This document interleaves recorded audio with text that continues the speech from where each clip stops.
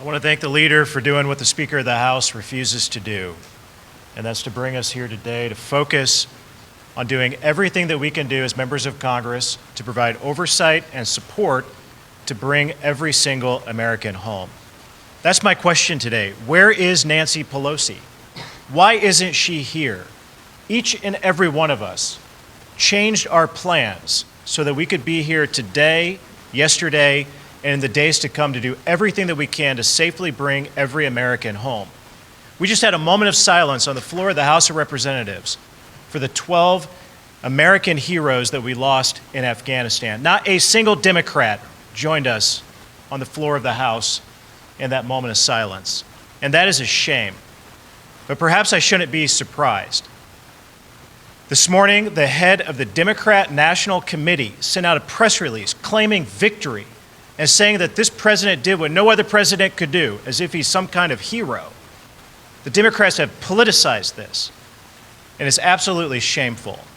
This morning on the news shows, Admiral John Kirby, the spokesperson for the Pentagon, on Fox News said that there's somewhere above 100 Americans who are still in Afghanistan. That was on Fox News. Earlier in the morning on Morning Joe, he said a few hundred. Yesterday, General McKenzie said a few hundreds are left in Afghanistan. Secretary of State Anthony Blinken last night in his press conference said it's less than 200, but it's closer to 100. Earlier in the day, he said it was 250. The fact of the matter is that this administration still has no idea how many Americans they have left behind enemy lines in Afghanistan as they ended the evacuation mission.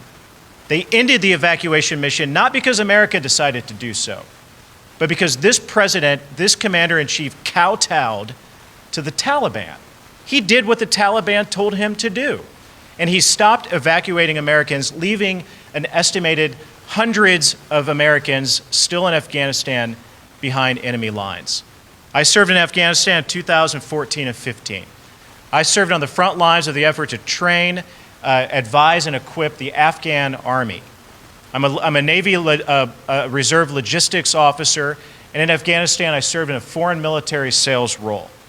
Never did I think at that time or every day since that everything that I was a part of would fall, all of the equipment that we acquired to give the Afghans, the Afghan Army, the Afghan police, to fight against the Taliban, all of that equipment would be left behind and fall into the hands of the Taliban. Over $85 billion worth of American-made military equipment.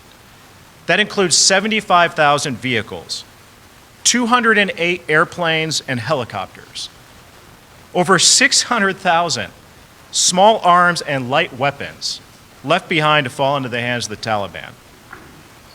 The Taliban now has more Black Hawk helicopters than 85% of the countries in the world because of the negligence of this administration. But folks, it's not just weapons.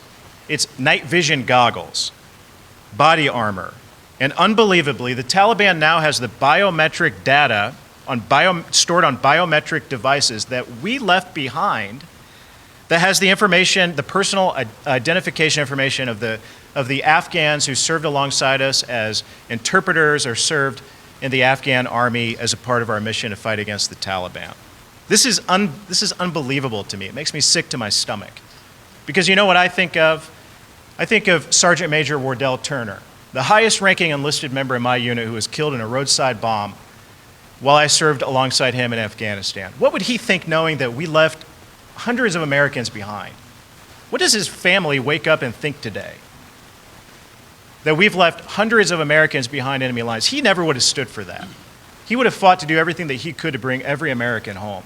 And it makes me sick to my stomach thinking that any life that we lost, anyone who paid a sacrifice in Afghanistan along the way, has to wake up today and wonder, any family member that wake up today and wonder, why would any administration, why would any president, commander-in-chief leave any American behind? It's never happened before.